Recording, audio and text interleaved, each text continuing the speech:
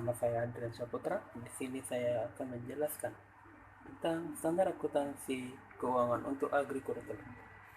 Baik, perusahaan yang mengusahakan peternakan, kehutanan, tanaman semusim atau tahunan, budidaya kebun, kebun bunga dan perikanan harus menerapkan standar akuntansi keuangan khusus untuk agrikultur. Ya, ini pernyataan standar akuntansi keuangan pada PSAK nomor 69.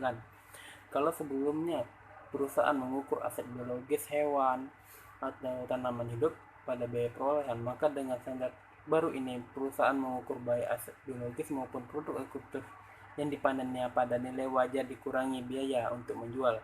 Pengukuran nilai wajar aset biologis untuk produk agrikultur dilakukan dengan pengompokan sesuai usia atau kualitas atau atribut lainnya. Dasar penentuan atribut pasar sebagai dasar penentuan harga. Nilai wajar harus mencerminkan kondisi pasar saat ini, di mana penjual dan pembeli berinteraksi. Kemudian bagaimana jika nilai wajar tidak dapat diukur dengan andal? Kondisi ini mungkin saja terjadi karena pada saat pengakuan awal harga kuotasi pasar tidak tersedia dan tidak ada alternatif lain untuk mengukurnya. Dalam kondisi ini, aset biologis akan diakui pada awalnya pada biaya perolehan. Kemudian, apakah tanaman produktif terkait aktivitas agrikultur mengacu pada standar ini? Jawabannya itu standar ini tidak berlaku karena telah ada pengaturan di PSAK nomor 16 mengenai aset tetap. Tanaman produktif adalah tanaman hidup yang digunakan dalam produksi dan menghasilkan produk agrikultur dalam jangka waktu lebih dari satu periode, umumnya lebih dari setahun, dan kecil kemungkinannya untuk dijual sebagai produk agrikultur. Kemudian penggolongan.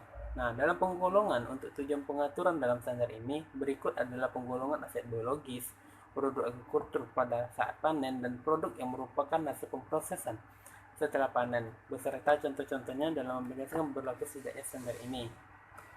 Kemudian, hal-hal yang harus dilakukan oleh perusahaan. Perlu diingat bahwa standar ini berlaku sejak tahun awal 2018. Artinya semua perusahaan yang memiliki aktivitas agrikultur semestinya telah mengubah perlakuan akuntansinya sejak laporan keuangan interim tahun 2018 diterbitkannya atau dipublikasikannya, manakala itu emiten dan perusahaan publik. Jika belum, sekarang ini adalah saatnya untuk menerapkan tanpa harus menunggu sampai dengan akhir Desember akhir tahunnya.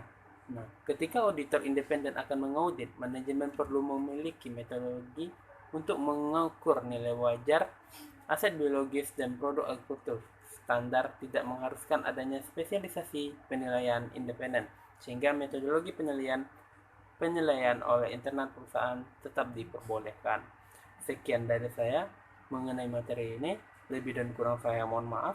Wabillahi taufiq wal hidayah. Wassalamualaikum warahmatullahi wabarakatuh.